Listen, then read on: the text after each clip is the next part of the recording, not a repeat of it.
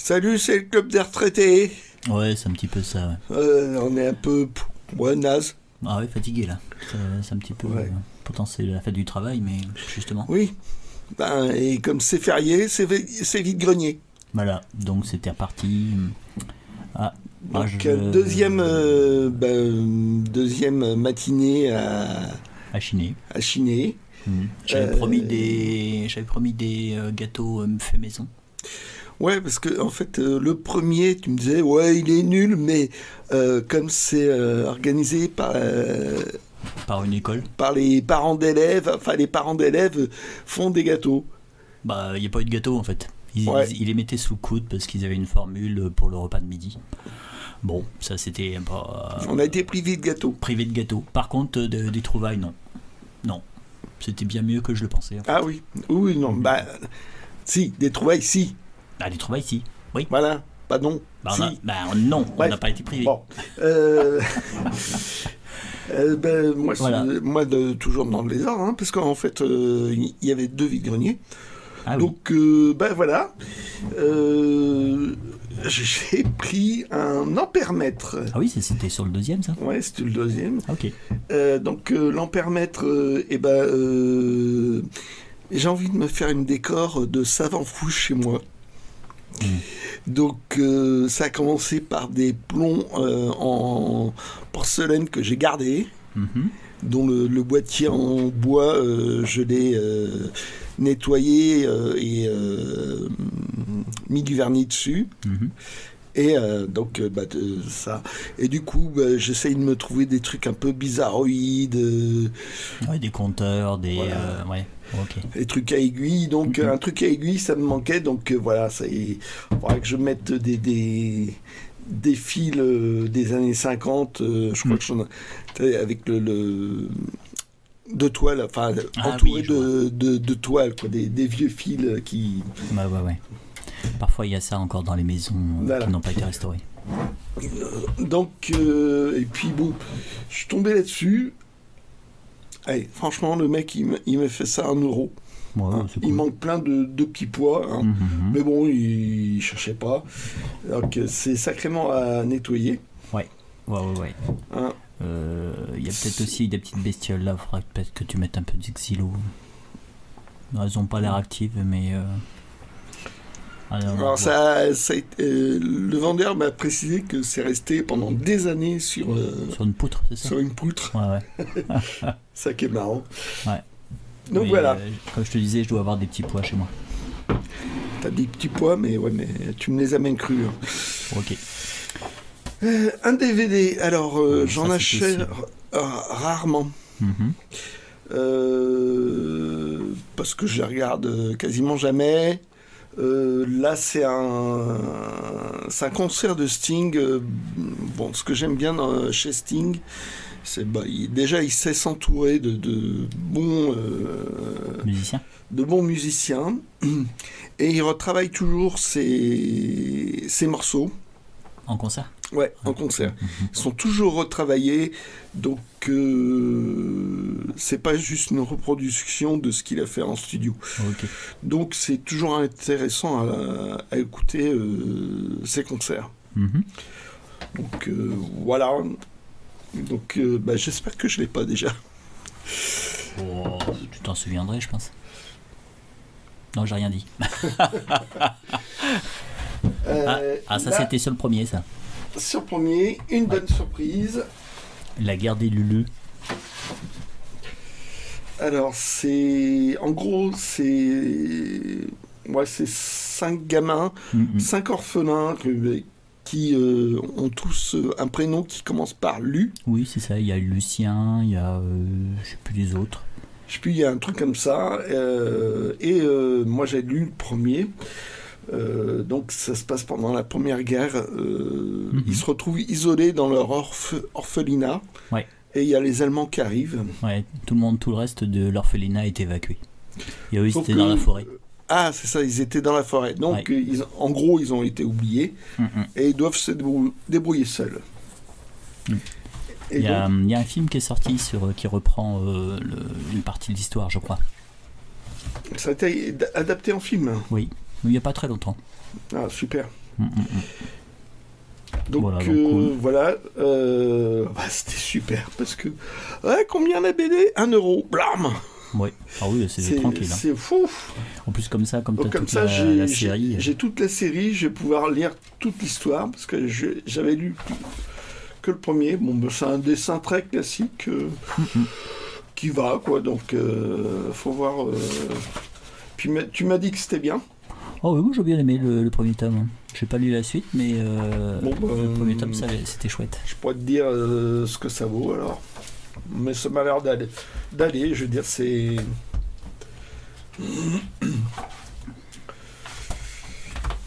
Voilà. Ouais, jusqu'à la fin, donc nickel. Hop.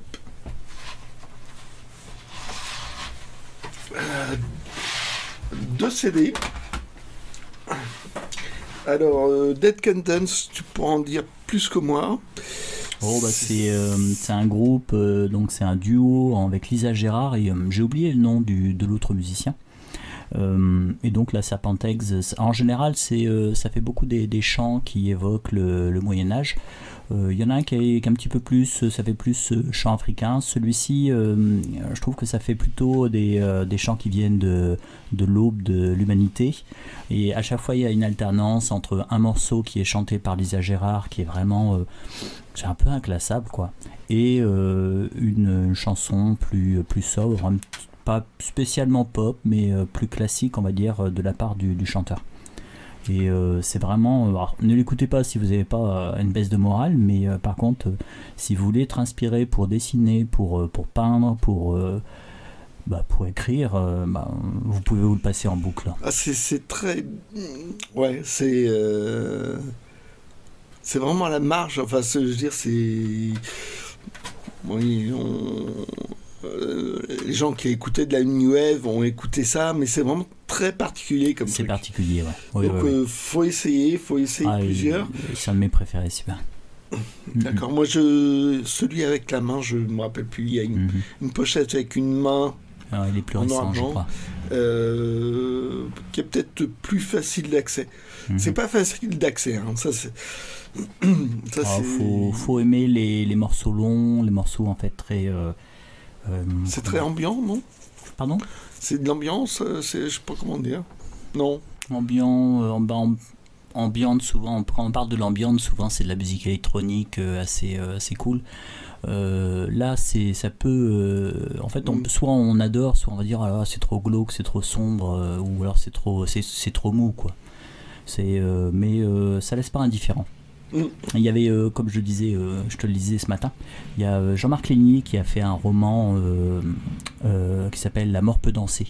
Ah oui. Qui est en fait dans laquelle il y a une prêtresse celte, où il y a des choses comme ça qui sont très cultistes. Et c'était nettement une allusion à Duncan Dance et à Lisa Gérard. Ok. Deuxième CD, ça Tears for Fears.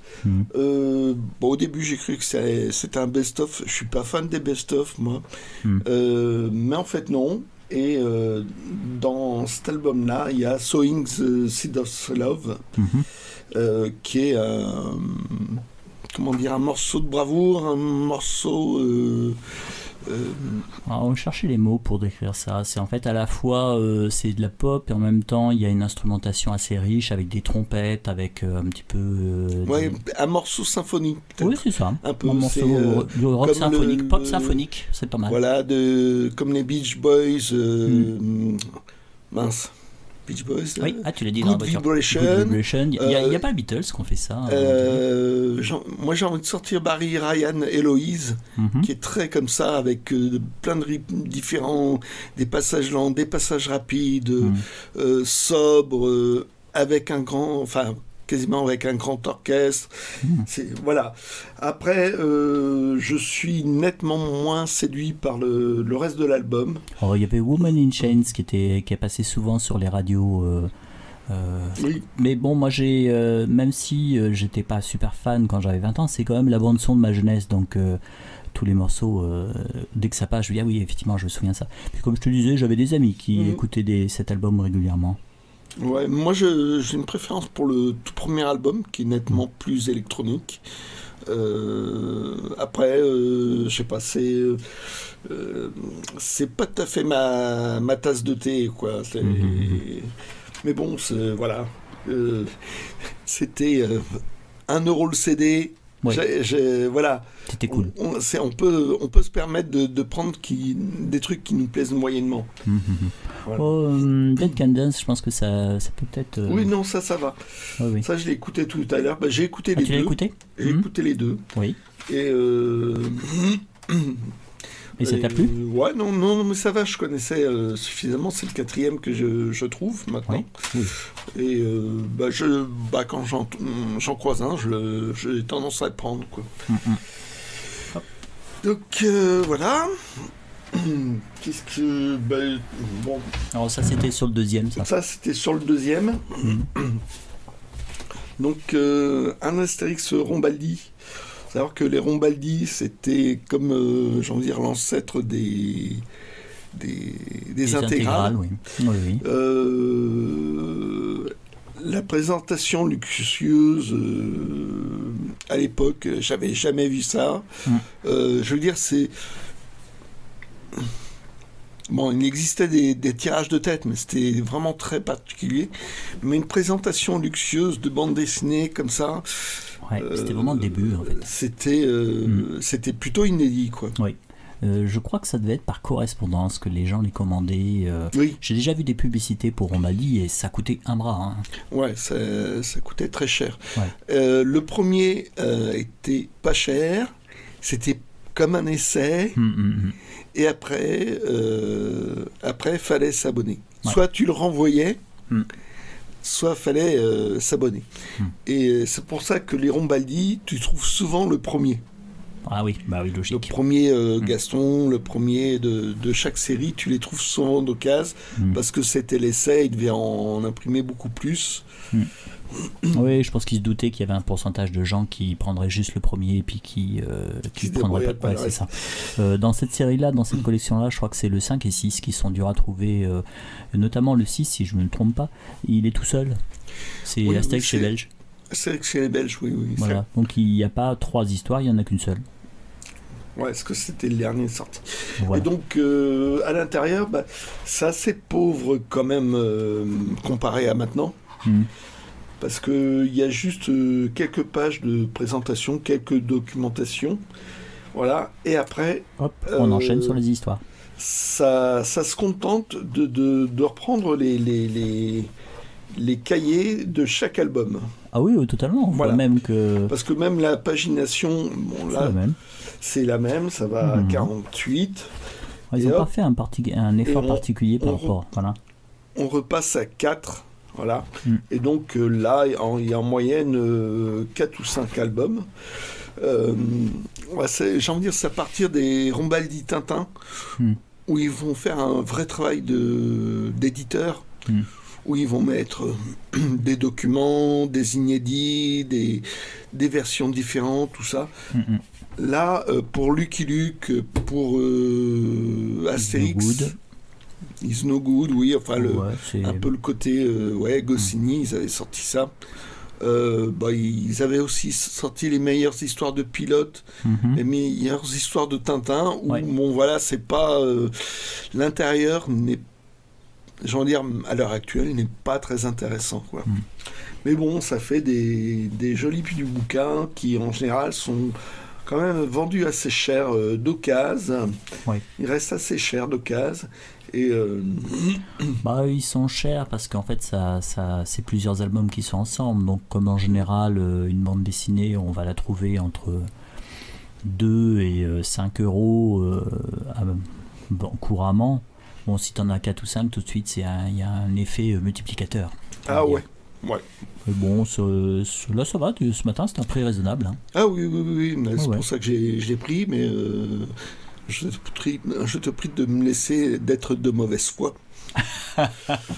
Je te prie de m'excuser. Et après, ça a été revu. Alors là, très revu. On s'est fait une ventrée à tous les deux. Oui. Essentiellement du fluide glacial. Et les fluides glaciales, moi, je suis pas fan de fluide glacial. Donc je me fais une sélection, c'est souvent avec la couverture, mais l'intérieur des fois ça vaut vraiment le coup. Voilà. Donc bon bah il y a les trucs habituels, ça dépend. Hop. Et voilà, je vais pas retrouver les petites merveilles que je trouve d'habitude. Non, c'est pas dans celui-là. Celui-ci est pas mal, hein. J'ai vu, là, il y a du Edica, un gag de Franquin. Ah, celui-là, je l'ai feuilleté tout à l'heure. Pierre et Loup, c'est vraiment un truc bizarroïde. Ils se sont mis à... Là, pas loin d'une trentaine de... Pour Pierre et Loup. Pour faire cette espèce de truc. Donc, le chat, il a été dessiné par Franquin. Il y a évidemment du Gottlieb. Il y a du Janin. Il y a cette caricature de Delporte. Voilà. Il y a Loup. Ça, c'est peut-être Cabane, je sais plus.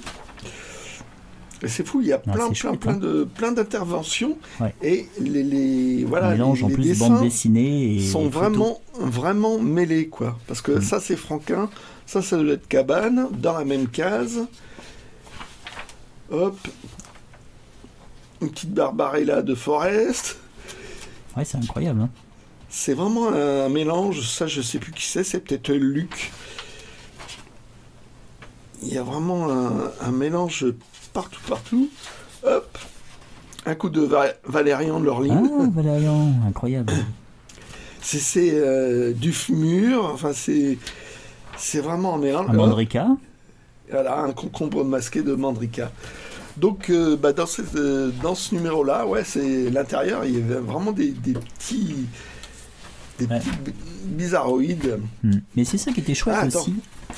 Il y a ça qui m'a surpris aussi. Voilà, ça c'est un gag d'Herman. Ah ouais. Ils se connaissaient tous. Enfin, il y avait un côté très libre à l'époque où ils intervenaient un peu comme ils voulaient. C'est vraiment surprenant, quoi. Un Cabane.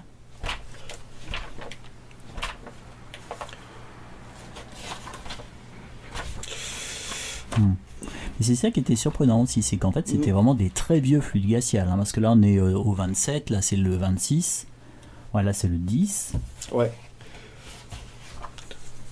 Ça c'est du Haussmann. Voilà.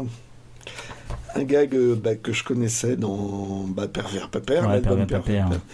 Par contre, cette page-là en couleur, elle ne me dit rien.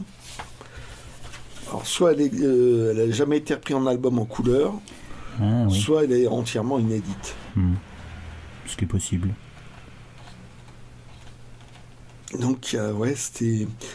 Alors, par contre, c'est... Il n'y a pas beaucoup de choses que j'arriverai à relire quand même. Ouais, je sais pas.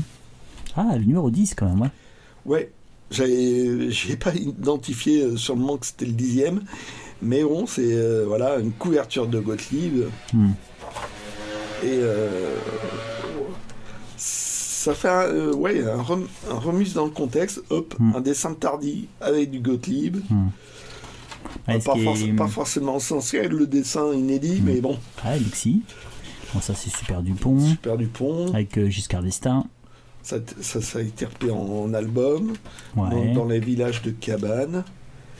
Voilà, Pervers Pépère. Alors ce qui est marrant, c'est que... Ah oui, du Tabary, tu vois. Regarde Tabary. Tabary. Ah tiens. Il sort de Is No Good. Oui, totalement, il a fait ça. Ouais. Il a fait ça. Ouais. Alors ce qui est marrant, c'est qu'en fait, quand j'étais étudiant, c'est à ce moment-là que j'en achetais pas mal. Hein. C'était très collectionné. Et donc c'était difficile de trouver les premiers. Et j'ai l'impression qu'en fait, il y a la mode est passée, les gens collectionnent moins les fluides glaciales, et ce qui fait que là il était moins les revues. Ouais. Les gens collectionnent moins les revues, et donc en fait on peut les trouver, alors que là il était quelle heure il était sur le deuxième grenier, doit être 10 heures. Ouais, facile. Ouais. Facile 10 heures. Ouais. Normalement, si ça avait été collectionné, ça y était plus. Ouais. Donc ça veut dire que les revues sont moins collectionnées en ce moment. Bah, tant mieux, parce que ça permet de compléter des flux glaciales. Enfin, il y en avait un bon paquet qui était parti d'après le mec. Ah, c'est là que tu as eu un point. Ouais, c'est là que j'ai eu un point. Ok. Ça, j'avais vu qu'en tout petit médaillon dans un vieux Spirou. Ça date de 1981. Ouais. C'était une tentative de mensuel encore, belge, typiquement belge. Là, couverture de Janin à l'époque, qui faisait Germain et nous. Et qu'est-ce qu'il y a dedans? Ça voulait être apparemment du belge, mais plus libre, quoi, plus indépendant. Donc Bercovici, qui est connu pour Les Femmes en Blanc ou Les Grands Amours Contrariés, qui était son début, là c'est encore son dessin d'avant. C'est comme ça que j'aime Bercovici, moi. Ah, ok. Ce côté très très fouillé, qu'on retrouve encore dans les peut-être 2-3 premiers Femmes en Blanc. Oui, Femmes en Blanc. Voilà. Les premiers sont beaucoup plus... le trait, les petites ombres, il y en a beaucoup plus que maintenant. Ouais. Maintenant, c'est une espèce de ligne claire que je trouve dommage, parce que ça, je trouvais ça nettement plus intéressant. Pour les Femmes en Blanc, c'est sa femme qui est infirmière, non? Je sais pas du tout. Parce que je me suis posé la question de toutes ces anecdotes, ça fait quand même, ça sent vécu, quoi. Au début, c'était beaucoup plus fantaisiste. Et puis plus ça va, c'est un peu comme les tuniques bleues. Ils ont dû avoir des gens qui ont dû donner des anecdotes et puis leur demander de pas dire totalement n'importe quoi, peut-être. Ouais, peut-être aussi. Il y a de ça aussi. Donc voilà, il y a le jaune de Tito. Ok. Voilà, qui a été récupéré par Glénat, parce que ça a été éphémère. Hein. Je crois qu'il y a eu peut-être 2, voire 3 numéros. 3 numéros, c'est tout. Ouais, okay. Non, c'était vraiment éphémère. Coleman, qui est connu pour Billy the Cat, comme scénariste, notamment pour le Marsupilami, et puis pour la mini-série Choc. Ah, je connais pas cette série. Le Choc de Tiffé Tondu. Ah oui, ok. Par Maltête. Ouais, Choc, ouais. Et j'ai envie de dire, c'était ses débuts. Il commençait peut-être un peu chez... Non, il dessinait, je pense, déjà chez Spirou. Mais bon, du côté plutôt enfantin, quoi. Ah, c'était sombre, d'ailleurs, c'est sombre, Choc. Hein. Ouais, mais c'est 20 ans après, quoi. Ouais, c'est vrai. Alors là, PH Dupuis. Ah. Alors, est-ce que c'est Dupuis Berberian? Je ne sais pas du tout. Le dessin est avant la collaboration. Je fais que des suppositions, parce que le dessin est pas du tout pareil. Non. Faudrait que je fasse une recherche. C'est peut-être un autre dessinateur. Ouais, peut-être un homonyme. Et là, pas de panique. Qui va reconnaître. On dirait Herman. C'est effectivement du Herman. Ça a été repris dans l'album Cauchemar. Ah, ok. C'est la première histoire qu'il y a, là, on connaît vraiment Herman, dans l'album Cauchemar. Et donc là, il s'était lâché. Et bizarrement, les autres petites histoires qu'il y a dans l'album Cauchemar, qui était apparu chez Glénat, bizarrement, c'était passé dans le journal Spirou. Ah. Ça là, serait pas passé dans le journal Spirou. Non, ça serait... Petit Luc. Du Petit Luc. Packouche Blues. Ah, ça, c'est vraiment le début de Packouche Blues. Hein. Ouais, je pense que c'est vraiment... c'était... Il y avait pas mal de personnes qui débutaient dans ce journal, quoi. Et là, Daniel Hollandi, ça ne dit absolument rien. Donc voilà, ces revues éphémères, j'aime bien les trouver, quoi. Parce qu'il y a des trucs surprenants dedans. Et un recueil de combien? 4 numéros de l'Écho des Savanes spécial USA. Alors il y avait l'Écho des Savanes par Mandrika. Et le spécial USA, c'était C'était des bandes américaines, bandes comics américains, mais pas de super-héros. Ouais. Okay. Par contre, que des fantastiques ou des super dessinateurs. Quoi. Des super dessinateurs, Bernie Wrightson, Jeff Jones, Neil Adams. Ça, c'est peut-être Neil Adams. Et puis bon, là, les débuts de Barry Windsor Smith là, c'était pas encore au point son dessin. Roy Thomas. Et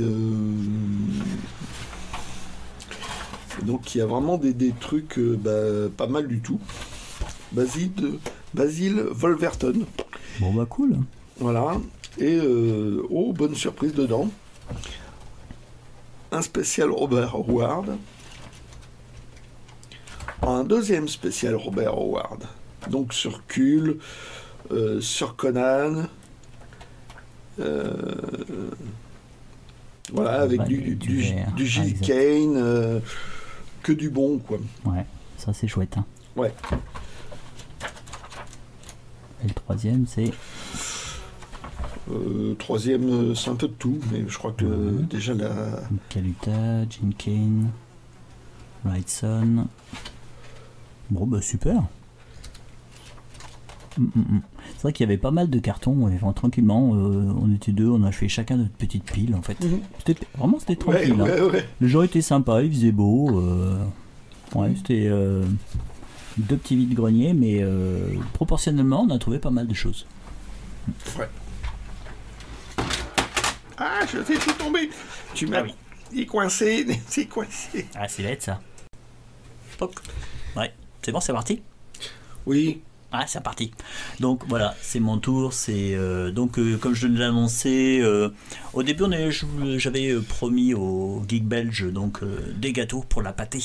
Ah mais j'étais privé de dessert. Et en fait, on a été privé de gâteaux, privé de dessert, mais on a fait quelques trouvailles. Et puis au final, je me suis dit tiens, il y a un deuxième vide-grenier qui est pratiquement sur le chemin du retour, donc on peut faire un crochet.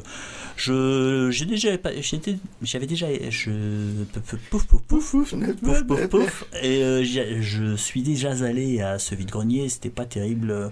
Mais là, non, c'était bien. Donc là, c'est toi, Geek Belge, qui me l'a trouvé. Les deux.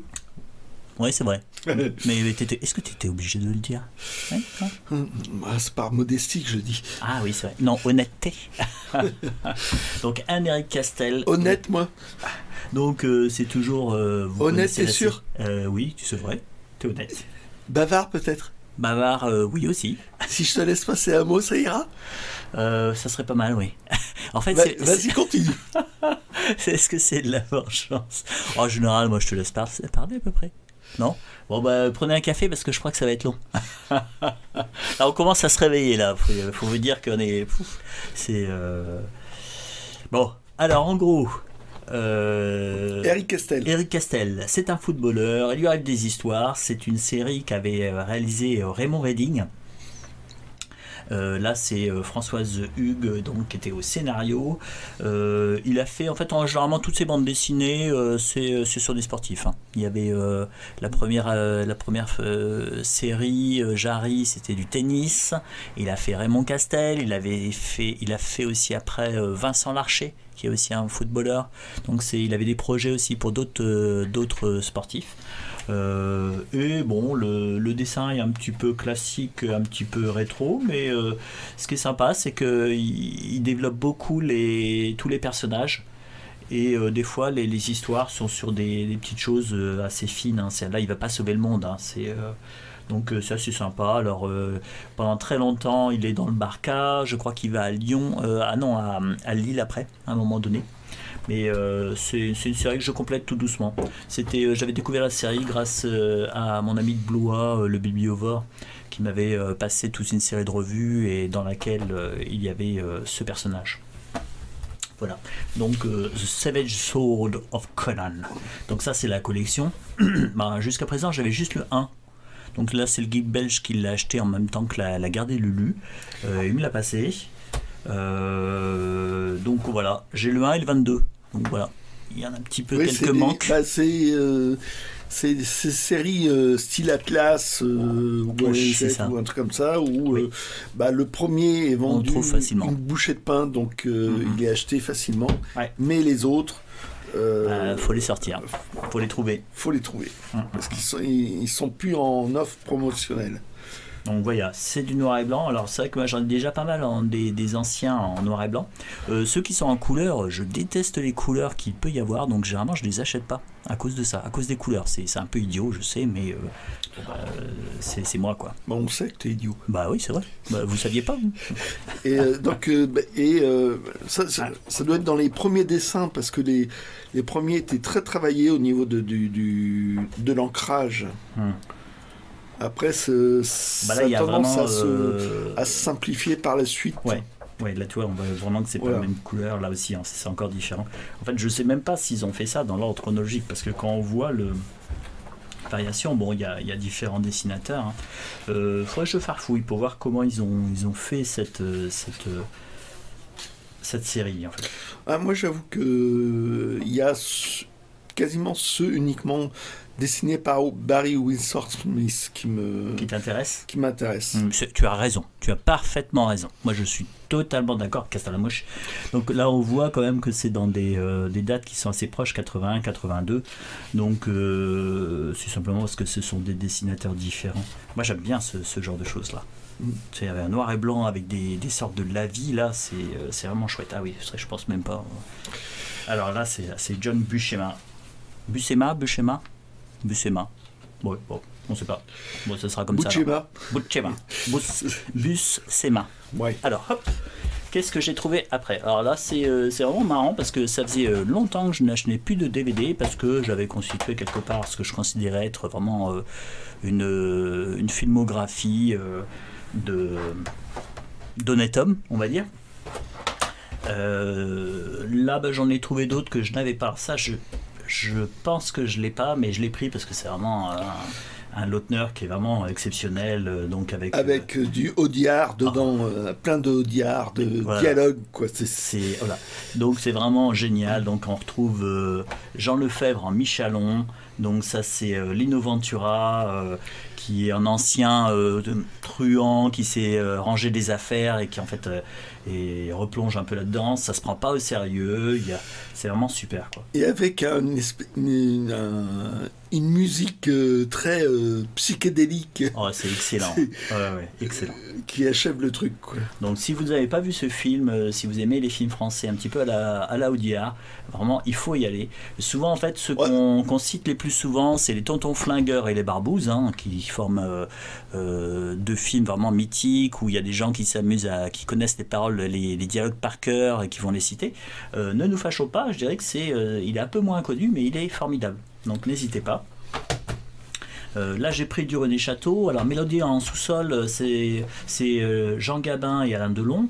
Jean Gabin qui est le vieux truand et Alain Delon qui est le tout nouveau. Alors il n'est pas super bien dessiné d'ailleurs. Faut vraiment ça, ensuite d'ailleurs même en sachant, je trouve que ça ressemble pas à Alain Delon. Alors je vous dis à la fin, il ne meurt pas. Ah bon? Ouais, il meurt pas à la fin. C'est pas encore. C'est pas encore la période. C'est à partir du Samouraï qu'en fait, à partir de là, tous les films où Alain Delon se trouve dans le film, il meurt à la fin. Que ça soit, je suis en train de chercher les aventuriers, la piscine, je sais pas. Il meurt à la fin, j'imagine. Je sais plus. Ouais, mais les aventuriers meurent à la fin. Même Concorde machin chose, il meurt à la fin. Des fois, c'est totalement ridicule, mais on sait pas pourquoi. Peut-être qu'ils avaient une réduction pour que quand il mourait à la fin, il y avait une réduction sur son cachet. Je sais pas. Là, Le Salaire de la peur, donc de Clouzot. Clouzot fait des superbes films. C'est vraiment. Alors il a été adapté par un réalisateur américain. Je me souviens plus du titre. C'est vraiment un film avec Montand et Charles Vanel qui est absolument incroyable. C'est où en fait ce sont des aventuriers qui doivent. Il y a un puits de pétrole qui a sauté. Ils ont besoin d'explosifs pour souffler la flamme parce que tout est en train de cramer. Et il y a 4 aventuriers qui vont ramener la nitro. mais qui n'est pas stabilisé. Donc en fait, ils ont essayé de protéger au mieux dans les camions, mais il ne faut pas qu'il y ait de gros chocs, sinon, ils volent en éclats. Et donc, c'est 2 camions avec 4 chauffeurs qui vont essayer de faire ça. Et c'est vraiment une épopée un peu... C'est celui-là où l'état du DVD te fait peur? Oui, alors là, ouais. Parce alors, montre. Alors, on va essayer de montrer si on peut. Ouais, on le voit un tout petit peu là. Si vous regardez bien, vous avez une partie qui est un tout petit peu plus dorée que le reste. Et ça, en fait, si vous achetez un DVD, il faut vous méfier. Parce que, en fait, je pense que c'est... sur certains DVD, ça vire, il y a comme une espèce de réaction. Comme une oxydation. Oui, c'est ça. Et en fait, quand ça devient doré comme ça, alors les René Château sont souvent dorés. Bon, généralement, c'est plutôt argenté. Et quand vous voyez que c'est vraiment doré, il y a de fortes chances que votre DVD, il ne marchera pas. Il y a une oxydation, il y a quelque chose qui a viré, et en fait, les données sont perdues. Voilà. Donc là, ça va être l'aventure. Alors Gibraltar, je connais pas du tout le film. Même le réalisateur, d'ailleurs, je le connais pas du tout. J'ai pris parce que c'était Eric von Stroheim. Et c'est du René Château. C'est du René Château, donc c'est des vieux films. Eric von Stroheim, c'est un très bon acteur. Alors dans beaucoup de films, normal, hein, Eric von Stroheim, il joue le rôle de l'allemand. Du Bosch. Du Bosch. Donc c'est un Bosch. Mais on l'aime bien quand même si c'est un Bosch. Alors, il joue dans le boulevard du Crépuscule aussi. Ouais, exact, c'est le majordome. Fabuleux. Ouais. Là. Et à chaque fois, c'est la citation, c'est « Croyez-vous qu'un maréchal ou un Rosenfeld vaille un de Boieldieu ?» Oui, je le crois. Donc si vous avez la citation, si vous savez de quel film ça vient... bravo. Nos félicitations. Nos félicitations, parce que j'ai mis super mal Eric von Stroheim. Donc il y a ça. Alors ça, c'est le film que j'ai beaucoup regardé. Théoriquement, quand vous n'avez pas le moral, faut pas le regarder. Bon, moi je l'ai fait. Bon, je vous encourage pas à le faire. C'est un DVD anglais là. Yes, by Roger Waters. Surtout qu'il y a le... Ah ça, j'aime pas ça. Ah, c'est pas Glop ça. Pas Glop. Parce que est-ce que c'est dans zone 2? Ouais. Est-ce qu'il y a des sous-titres Est-ce qu'il y a des sous-titres? C'est pas grave pour les sous-titres, je le connais bien le film. C'est surtout, si c'est pas un zone 2, je fais un peu de la revue. J'aime bien les vieilles expressions. Hop. Alors, on continue. Alors, c'était toujours sur le premier vide-grenier. T'as vu, moi, je les ai classés, mes trouvailles. Oui, mais c'est moi qui te les montre. Moi, je lui dis ça, je dis rien. Oui, ceux-là... je les ai montrés, ceux-là. Oui, parce qu'en fait, ce qui s'est passé, c'est que je suis passé sur le stand. Il y avait un peu le vendeur qui était un peu prise de tête. Il arrêtait pas de parler, et puis pour dire pas grand-chose d'intéressant. Enfin, un peu comme moi, quoi. Voilà. Et j'avais pas trop regardé, j'avais vu vaguement, ok. Et puis en fait, le Geek Belge, j'ai passé, et j'ai vu les titres qu'il avait en main. Je lui ai dit, tiens, est-ce qu'il va les prendre? Alors moi, je me suis dit, non, il connaît rien à la BD, il connaît rien au livre. Ça va me rester, ce truc-là. Donc, si vous comprenez pas l'allusion, faut regarder les vidéos précédentes. T'as vu là comment j'encourage les gens à regarder les vidéos? C'est ça. Tu fais la pub, hein. Subtil là. Ah ouais. Et donc ça, c'est Lieutenant X. Qui est Lieutenant X? C'est un pseudo. L'écrivain, c'est Vladimir Volkov, et donc il a fait des enfantinats, il a fait une série, ça s'appelle L'Angelot. C'est un jeune homme qui a à peine 18 ans, et il venait d'avoir 18 ans. Non, ça c'est Dalida, ça. Ouais. Et donc mais là, il est au service secret. Yes, le sniff. C'est du... Le sniff. C'est des romans d'espionnage, bibliothèque verte. Oui, c'est ça. Espionnage, et donc il travaille pour la France quand même. Attention. Et ces deux titres-là, ce sont parmi les titres les plus rares à trouver en bibliothèque verte, tout simplement parce que ce sont les derniers. Et donc ils sont sortis en 85. Rare, attends, on n'est pas dans l'exceptionnel. Hein. À une époque, c'est marrant ça. Je pense qu'à une époque, ils étaient beaucoup plus rares que ça. Tu arrivais, il fallait les trouver. Il fallait dépenser 20 € quand même pour les trouver. Ouais. Et là, je pense qu'en fait, tous les collectionneurs, tous ceux qui les recherchaient, les ont. En plus, ça a été réédité dans une collection qui est assez moche d'ailleurs. C'est l'édition du Triomphe. Donc, si vous travaillez pour l'édition du Triomphe, c'est moche. Vos couvertures sont moches. Ouais, tu es banni tu ne recevras jamais des trucs des éditions de Triomphe. Ah oui, c'est vrai. Mais de toute façon, c'est moche, j'en veux pas. Et donc, Et c'était rare. Alors, il y avait une jeune femme qui travaillait avec lui, Corinne, et qui a eu droit en fait à sa propre série. Il y a eu toujours sous le même pseudo, lieutenant X. Il a fait 2 histoires. Et en fait, ce sont les plus rares, cela trouvé. Ah oui, il a fait une version féminine. Oui, c'est ça. En fait, ce sont ses aventures à elle. Moi, j'ai lu ça quand j'étais gamin. Les Langelot ? Ouais, j'en ai lu un certain nombre et j'avais bien aimé. Bah, pourquoi tu les as pas pris alors, Geek ? Parce que je savais que tu les recherchais et que c'était pas essentiel pour moi, quoi. Ah, ok. C'est que t'as plus de place, c'est ça ? Non, il y a toujours de la place. Ah, raté. J'ai raté. Le coche. Mais je suis gentil. Hein ? C'est vrai. Alors, cette série-là, je la connais pas du tout. Et donc, c'est pour ça que je l'ai pris. Je me suis dit, tiens, c'est marrant, ça, c'est un bibliothèque verte que j'ai jamais vu. Et bon, c'est des flibustiers, c'est Tortuga. Je me suis resté, bon. C'est la même époque, quoi. Oui, c'est ça. Et en fait, tu vois, on voit le dos, voilà. On voit cette présentation-là, c'est quand même assez tardif en bibliothèque verte. 83. Il y en a un paquet en plus. Hein. Bon, je vais le lire. Moi, j'aime bien les histoires de pirates. J'ai dû être pirate dans une vie antérieure. Vraiment très antérieure, alors. Très antérieure. Ah très ouais, antérieure. Non, ouais, c'était du passé antérieur. Donc t'es là, de la fin de série, toi. Ouais, c'est ça. Et donc, en fait, voilà. Ah, tiens, t'as vu, il commence à y avoir des pages colorées à l'intérieur. Ah, ça, c'est marrant, ça. Tiens, est-ce que c'est la même chose ça fait très passager du vent comme truc, hein. Qu'est-ce qui a illustré cette série ? Ah oui, t'as vu, regarde là aussi. C'est non François Dermot, c'est un dessinateur de BD, ça. Ça me dit rien. Et là, c'est chez Glénat, je dirais. Robert Brécy. François Dermot, faudrait vérifier ça, tiens. Ouais. Mais il me semble que c'est un dessinateur de BD, chez Glénat vécu. Ah ouais. Bah, peut-être qu'ils ont commencé, parce que c'est vrai que c'est l'avion qui tuait ses pilotes, c'est bon, les illustrations sont... Peut-être qu'ils sont le peuple de Charlier, je crois. Ouais, Charlier. Non, mais c'est pas la même époque. Hein. Ouais. Bon, bah en tout cas, voilà. 3 petites bibliothèques vertes. Hop, on les pose de côté. Et nous avons été... donc au deuxième vide-grenier, que était, là, ils appellent ça la vallée. C'est joli la ville, j'aime bien cette ville là, elle est super sympa. Dont tu tairas le nom. Oh, je tairai le nom. Non, je m'appelle pas Ariok, on va pas divulguer nos petits coins de Chine. Débrouillez-vous. Voilà. Donc René Fallet. Personnage. Ouais, je suis très cruel en fait, c'est ça. C'est pour ça que je me fais dire c'est un flibustier. J'ai la cruauté des flibustiers. De fin de série. Alors, oui, parce que c'est moi qui suis le plus bavard. René Fallet, donc ce sont des romans avec beaucoup d'humour. Là, c'est Les Vieux de la Vieille. Et donc, on reprend, c'est sorti, je pense, ça doit être une édition qui doit dater du film.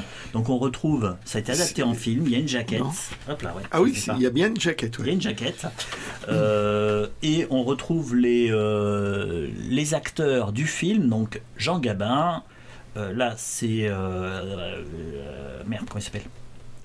Donc là c'est Freinet et lui c'est merde, zut, j'ai un trou. Je l'ai dit en plus ce matin. C'est pas du feu, c'est pas du jeu ça. Trop tard. Ça va me revenir. Donc en fait c'est un film qui est très sympa. Si vous avez aimé les romans, enfin les bandes dessinées, les vieux fourneaux, les films Les Vieux Fourneaux, faut le premier parce que le deuxième bon. Et en fait il faut que vous regardiez Les Vieux de la Vieille. C'est très sympa. C'est trois vieux, anciens poilus qui ont un don pour foutre le souk dans le village. Quoi. C'est vraiment je pense que c'est encore très drôle, ça a bien vieilli. Là, j'ai pris ça, Industrie du bois. J'aime bien le travail du bois. D'ailleurs, tu travailles le bois. Je travaille le bois de temps en temps. J'ai fait pas mal de conneries au début avant de savoir un petit peu ce qu'il fallait pas faire. Pour tes étagères. Pour mes étagères, mes légendaires étagères. Parce que voilà, effectivement, à chaque fois, comme j'achète des livres, je suis obligé de faire des étagères. C'est un peu Une chose sans fin. Que ceux qui n'ont pas eu besoin d'étagère nous jettent la première pierre. Ou la première étagère. Ouais, c'est plus dur à jeter, je sais. Donc voilà, on a en fait les finitions, on a le perçage. Alors c'est marrant parce que c'est une façon de travailler qui n'existe plus. C'est-à-dire que déjà par rapport aux outils, les outils, mais en fait des fois on n'utilise plus ça. Hein, les rabots, qui utilisent encore ces vieux rabots en bois, ou alors qui va utiliser... tout est mécanique. Oui, c'est ça. Là encore, bon, c'est pas mal ça, cette façon de faire. Souvent en fait dans ce genre d'ouvrage, ils utilisent encore les gouges. Alors maintenant tout se fait à la défonceuse, quoi. C'est beaucoup plus rapide. Même chose en fait, c'est ce que je te signalais. Vous n'étiez pas sur le vide-grenier. C'est à un moment donné, voilà, les tables des carrés, les tables, il va y avoir les sinus. Mais en fait, ça c'était quand il n'y avait pas les machines à calculer, quoi. Donc maintenant les sinus, voilà, c'est. On fait ça avec le téléphone portable. Ouais, pratiquement. Ouais. Toi, c'est les sinus. Maintenant, c'est les doigts dans les sinus. Les doigts dans le nez. Enfin, ce jeu de mots vous est offert gratuitement. Il ne l'aurait pas acheté. Ah, vous êtes sûr? Ouais. Alors, enchaîne. Ah non, pas ça d'abord. Là, voilà. Pendant que le geek belge me volait sous le nez des fluides glaciales, je lui volais sous le nez d'autres choses. Mais cela, c'est moi qui t'ai appelé. Oui, c'est ça. Je t'ai appelé, il y a des trucs intéressants. Ah, mais vraiment, voilà, c'est une légende qui disparaît. Ouais, c'est le geek belge. C'est le geek belge qui dit, il y a des choses intéressantes. Alors que moi, j'avais regardé ça d'un air condescendant. Je me dis, encore des trucs à poussière. Et c'est vrai que j'ai pas le réflexe des revues. Et quand j'ai commencé effectivement à regarder, je me dis, ah oui, quand même. Et je t'ai signalé, il y a celle-là, avec ça, la vie exemplaire de JG. Allez-y, montre-moi ça. Allez, vas-y. C'est à la mort de JG, Chaland. C'est les Mobius, ça. Hein. Oui, oui. Bah oui, c'était Metal Hurlant, donc il y avait Linkal dedans. Ah bah oui, c'est Linkal.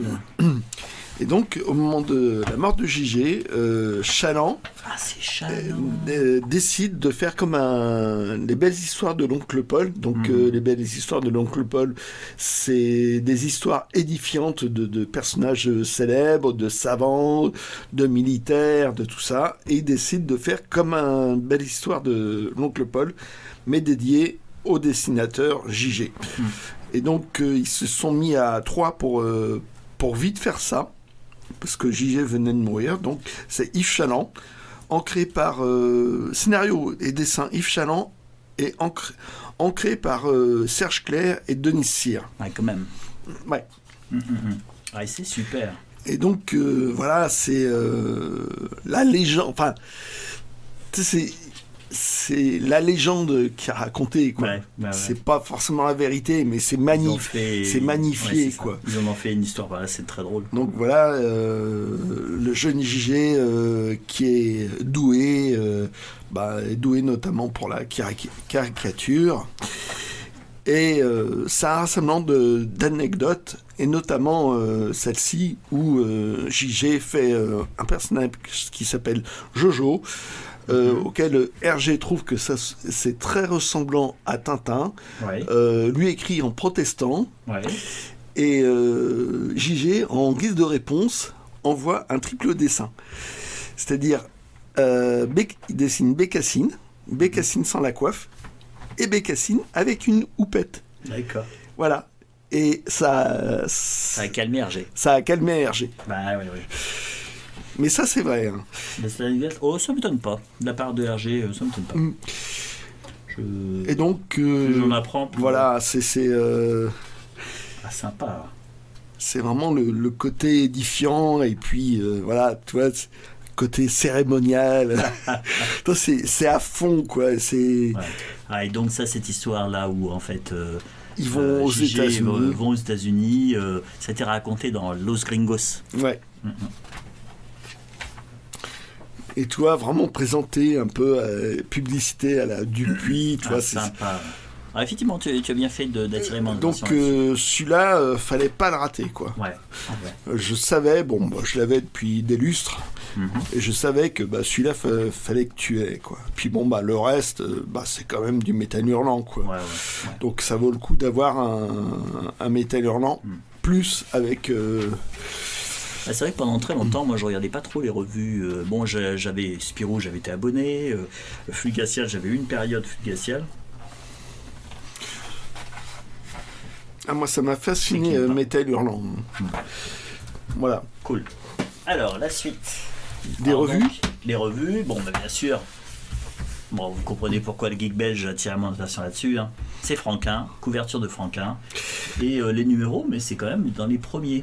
C'est ce que je disais tout à l'heure, en fait, c'est là où c'est incroyable, parce que trouver le 18 avant, quand j'étais étudiant, ça n'aurait pas été possible, parce qu'en fait, c'était énormément collectionné. Et il y a toute une histoire, parce que là, c'est dans Flux Glacial, il y a les idées noires. Et les idées noires, à l'origine, c'était sorti dans le Trombone illustré, qui était un supplément dans Spirou. Un supplément tellement dissonant par rapport à Spirou qu'au bout de 30 numéros... ça s'est arrêté. Ça a été stoppé. Dommage. Ça a été stoppé magnifique. Et a commencé donc les idées noires dedans. Gottlieb bavait devant ses gags à l'encre noire. Et en fait, il a proposé à Franquin de continuer dans Flux Glacial. Et donc, dans ce numéro-là, ça reprend, en gros, tous les... Tiens, il y a du Loisel dedans. Ouais, Loisel. Ouais. Les débuts de Loisel. Oui. Ça reprend les gags qui étaient dans le Trombone illustré. Donc, il y a... Normalement, si je dis pas de bêtises, si ça me trahit pas... Voilà, je vais y arriver ou pas? Cabane. Oh, il y a des pointures. Hein. Ah oui, voilà. Ah ouais, excellent ça. Il y a les gags, tous les gags qui étaient sortis dans le Trombone illustré. Donc non seulement tu as la couverture, mais tu as toutes ces pages. Et bah, super. Ah, il a mon gag préféré. Ouais. Alors c'est très sombre, hein, c'est les idées noires, hein, mais il est excellent. Quoi. Le mec a peur de mourir gelé dans la neige. Ouais. Il voit comme des lumières. Des lumières d'un patelin. Il dit non, tu ne vas pas mourir gelé. Et en fait, voilà. C'est des loups. Mais il a raison, hein, il ne va pas mourir gelé. Oui. Alors donc on continue. Fluide Glacia, donc le 23, le 41, le 19, avec à chaque fois les couvertures sont sympas. J'aurais pas dû t'appeler. Ah, vous avez pas vu que j'avais pris ça. Mais c'était dans un autre carton. Oui. Le 24, le 16, le spécial du pont. Celui-là, je te l'ai montré parce que je l'avais. C'est vrai. Bon, bah, ouais, voilà. C'est un spécial Dupont. C'est un hommage à Dupont. C'est que du Dupont. C'est un hors-série qui est absolument à avoir. Ah oui. Alors la naissance d'un surhomme, je l'avais déjà. Hein, il s'est sorti en album. Ah oui, c'est sorti en album. Sympa, c'est ce qui a été rajouté dessus. Alors là, je pense que c'est à moitié hommage. Donc il y a plein de dessinateurs qui ont contribué. Ouais. Ah. Quoi? Regarde. Voilà donc. Ah bah voilà. Photo, présentation. Tu vois par Binet. Tous les personnes du journal. Ouais. Ah, tu remarqueras d'ailleurs, je pense à ça là. Je vais faire une petite aparté. C'est qui? C'est Kurtzman. Kurtzman. C'est incroyable. Kurtzman qui fait. Là, je sais pas. Il y en a plein quand même. C'est chouette ça. Ouais, effectivement. Tu as bien fait de m'indiquer. Tu vois, ce genre de truc, voilà, Tardy, Mézières, Bilal, et c'est des comment s'appelle, des illustrations qui ont été reprises dans des bouquins, mais dispersés, alors ça. Que là, tout est là. Ouais. Là, vous aurez ça dans l'œuvre de Mézières. Hop, là. Et c'est pour ça que c'est pratique d'avoir tout ça. Et en fait, c'était vraiment les hommes politiques de l'époque, puisqu'en fait, il y a des fois, on reconnaît Valéry Giscard d'Estaing, qui était le président. Edika. Déjanté. Un Gottlieb, quand même. Ouais. Donc, celui-là était vraiment à avoir. Voilà. Hop. Super. Donc, il y avait ceci. Et il y a aussi des Échos des Savanes spécial US. Où des hors-séries où on va retrouver, comme tu le disais, des auteurs américains, des comics américains, et en fait... du Corben, hein. Voilà, c'est du Corben. Et donc tu as récupéré une reliure. Une reliure aussi. Alors celui-ci, je crois qu'il y en a vu un où c'était, il y avait une histoire de Lovecraft qui était, alors je sais plus laquelle, j'essaie de la trouver. Ah, c'est celle-là, les rats dans les murs. Ah. Voilà. Ah, les rats dans les murs. C'est Corben, ça. De Corben. Donc super. Quand je l'ai vu, je me dis ouais, hop, toi tu viens avec moi. Donc et peut-être qu'il y a quelqu'un qui est passé avant nous, mais il a été sympa parce qu'il nous en a laissé. Ouais. Oui. Là, c'est encore un autre hors-série, c'est le 16. Et ça va, quoi, ils sont en super état. Hein. Ces premiers Écho des savanes spéciales USA, ouais, je pense que... Ouais, faut les prendre. Faut les prendre. Et là, je m'y mets maintenant, mais bon, c'est pas trop tard. Parce que la preuve, c'est qu'on on en trouve. On en trouve. Donc tant mieux, super. J'avais mon lot de revues, celle que j'avais sélectionnée. J'ai contourné le stand parce que c'est vrai qu'il y avait plein de choses vraiment variées. Et j'ai vu en fait dans un bac, c'était présenté comme ceci. Et là j'ai reconnu la maquette. Hein. Alors là, il a du papier cristal qui est dessus. La personne en a pris soin parce qu'en fait ça date de 47 ce livre-là. Non, 44 même. Oh. Ouais, 44. Alors le dépôt légal c'est la première année, mais là on voit que c'est 20 février 1944, normalement si je ne me trompe pas. Je pratique pas. Qu'est-ce qu'elle a de particulier cette collection? Qu'est-ce qu'elle a de particulière cette collection? C'est la NRF, donc les éditions Gallimard. Et en fait, dans les fins des années 40, ils ont décidé de faire une édition un petit peu de luxe. Voilà, on voit la date qui est là, 1944. Et ils ont fait appel à des relieurs. Alors le premier c'était Paul Bonnet, ensuite ça a été Prassinos qui ont fait à eux deux, ils ont fait 95% des maquettes. Il y a eu 3 autres mais j'en souviens plus. Et c'est pas des livres club mais c'est des versions un peu de luxe de livres qui étaient chez Gallimard. Qui étaient plutôt en brochet. Normalement c'était broché. En fait, elle est très connue, la couverture, en fait, qui est couleur crème, un peu. Il y a rarement des jaquettes, mais il peut y en avoir. Et ils ont fait une édition de luxe avec un tirage, un numérotage. C'est-à-dire qu'en fait, c'est numéroté. Il y a 1000, pour celui-ci, par exemple, il y a... je ne sais pas si on va approcher. Est-ce qu'il va y avoir de la mise au point? Ouais, je ne chante pas. Ok. Il y a 1000 exemplaires et 40... hors commerce. 1000 exemplaires seulement? Oui. Et donc celui-ci c'est le 6 Ah ouais. Donc là c'est Paul Bonnet qui a fait la maquette. Et alors soit c'est ce format-là à peu près, même des fois il peut y avoir un tout petit peu plus petit. Vous les repérez parce qu'en fait ils sont souvent de couleur crème avec des décors en fait qui imitent des reliures, on va dire plus artisanales. Là vous voyez qu'à chaque fois il y aura le NRF et puis il y a souvent l'année en fait qui est là. Pour Apollinaire, il y a eu 8 volumes qui ont été faits. Faut les trouver quoi. Hein. Là, puis celui-ci est en super état parce que déjà il a été protégé par son cristal, papier cristal. Faut voir l'état du papier cristal. Papier cristal, lui, il a pris cher. Il a sacrément jauni, donc il a vraiment. Il a pris cher, mais il a fait son job. Il a fait son job. Hein. Ouais. Et donc, 1000 exemplaires, c'est pas beaucoup. C'est vraiment pas beaucoup. C'est vraiment pas beaucoup. Et il y a eu plein d'auteurs de la NRF qui sont sortis. Je crois qu'ils ont fait plus de 500 livres. Ils ont fait ça jusqu'en 1967. Donc ça s'étale sur plus de 20 ans où ils sortaient. Alors ça, c'était une réédition puisque la première édition datait de 1920. Je comprends pourquoi tu m'as bousculé. Ouais, t'as vu, hein. Et Pardon.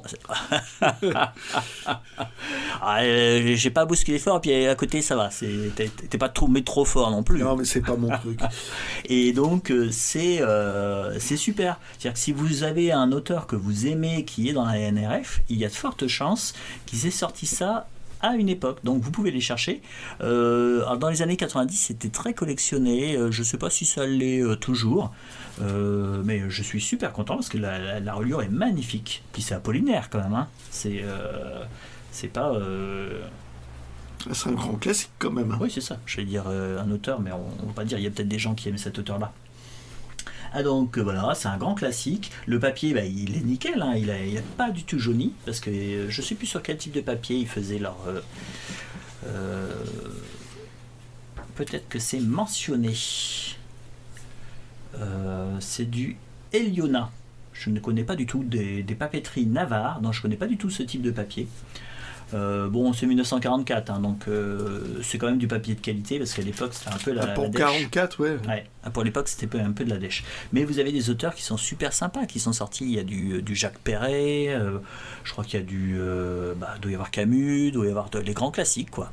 Donc en cherchant, vous pouvez trouver pour le prix d'un livre neuf, vous allez trouver un livre.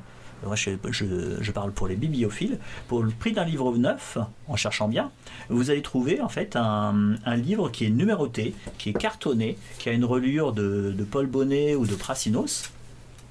Voilà, ça en jette quand même, ça a de la gueule. Non ? Si. On pose. Si. Alors, dernier achat, je partais, et puis en fait, j'ai vu ça sur un stand. Star Wars, The Clone Wars. Alors, c'est celui-ci, la saison 5, elle est sortie il y a 10 ans, ouais c'est ça, 2013, Lucasfilm, et en fait, ça ne correspond pas au canon. Non, ça ne correspond plus au canon de Star Wars. Ça ne correspond plus au canon Star Wars, donc qu'est-ce qui se passe ? C'est par édité. Donc en fait, soit vous arrivez à les voir, vous les récupérez de façon plus ou moins légale, soit vous avez le DVD et vous êtes content. Donc là, voilà, c'était 1 euro je crois le DVD. Ouais, je crois que c'est ça. 1 euro le DVD. Enfin, c'est pas le DVD, le boîtier. 1 euro le boîtier. Et donc vous avez 4 DVD dedans. Et j'ai jeté un petit coup d'œil, moi je suis révénal. J'ai jeté un petit coup d'œil sur internet, les premiers prix c'est 47 euros. Oh, t'as fait une économie de 46 euros alors. C'est ça. Alors le problème, c'est que j'avais vu les premières saisons, comme je te le disais, je les avais vues à Blois, et elles étaient à 15 euros chaque. Bon, je n'étais pas trop motivé pour les prendre, parce que je savais, il y a une médiathèque pas très loin de chez moi, où il y avait les 3 premières saisons, donc je me suis dit pourquoi les acheter alors qu'ils sont à la médiathèque. Et puis en fait, après, je me suis dit, ouais, mais c'est idiot, parce que c'est une médiathèque, donc des fois leurs exemplaires ils sont abîmés et ils les retirent, et en fait si il prend l'idée de vouloir les voir et qu'en fait ils sont plus là, t'es de la revue. Donc là j'ai la saison 5, bon je vais essayer de chiner les autres saisons, comme là en ce moment c'est toujours un peu pour le DVD c'est toujours open bar, hein. Vous pouvez des fois vous allez rien trouver, puis d'un seul coup vous allez tomber sur des trucs assez chouettes. Donc pour des prix ridicules. Il est encore temps de faire votre filmothèque. Si vous avez envie d'avoir des films chez vous et de ne pas dépendre de Netflix ou d'autres, n'importe quel, hein, je parle de Netflix, ça peut être Disney, Amazon Prime et tout. Voilà, vous pouvez vous constituer votre petite filmothèque à un prix raisonnable, on va dire. Alors Zou, je crois que c'était la fin des trouvailles du week-end. Donc week-end assez chargé, puisqu'en fait là on a fait 3 vides-greniers, 1 hier et 2 aujourd'hui. Voilà. Tu as un mot de conclusion ? Des vides-greniers pas prometteurs. Pas prometteurs et qui ont donné. Ouais. Et ça c'est super. Ah oui, ça fait 3 semaines que j'oublie de le dire. Je l'ai annoncé, ça a beaucoup fait rire le Guy Belge. Petit bisounours. Ouais, ça continue d'ailleurs de le faire rire. Je lance un défi bisounours que j'appellerai le défi bisounours. C'est-à-dire que j'ai commencé. Astérix, j'ai pratiquement tout en néo. Il y en a 2 qui me manquent, mais j'ai les premières éditions, donc c'est bon. Mais je me lance un défi, c'est de trouver une dédicace. Attention là, vous allez pas en croire vos oreilles, une dédicace d'Uderzo sur un vide-grenier. Alors déjà, je pense qu'il y a eu des crises cardiaques. Je cherche une dédicace d'Uderzo sur un vide-grenier. C'est pas des crises cardiaques, c'est des crises de fou rire. Ouais, c'est ça. Voilà. Faudrait que vous continuez à rire et puis vous réécouterez le passage. Je n'ai pas calculé statistiquement quelles sont mes chances. Je pense que ça doit être. Je pense que j'ai peut-être plus de chances de gagner au loto que de trouver ma dédicace. Pour moi, je l'évalue à peu près à 1 sur 1 million. Et ce que je fais, c'est qu'à chaque fois, je feuillette les Astérix des particuliers, parce que les pros, on suppose qu'ils les ont quand même ouverts, et je regarde ce qu'il y a à l'intérieur, et je les compte. Pour l'instant, j'en suis à 25. Je suis à 25 Astérix ouverts. Pour rien. Pour rien. Donc, on va voir. On se lance un défi, et tout en sachant, parce que, bon, je pense que là, ils ont dû se calmer, ils ont dû arrêter de rire, que j'ai déjà une signature de Goscinny, en ayant fait ça. Et en ayant acheté ça chez un professionnel. Chez un professionnel. J'ai acheté ça chez un professionnel et j'ai pas payé plus cher que s'il n'y avait pas eu la dédicace de la signature de Goscinny. Hein. C'était d'ailleurs ce qui est un peu. C'était pour un docteur qu'il avait fait cette signature. Alors, j'espère que c'était pas la personne qui lui a fait le test d'effort. Ça sera un peu un comble.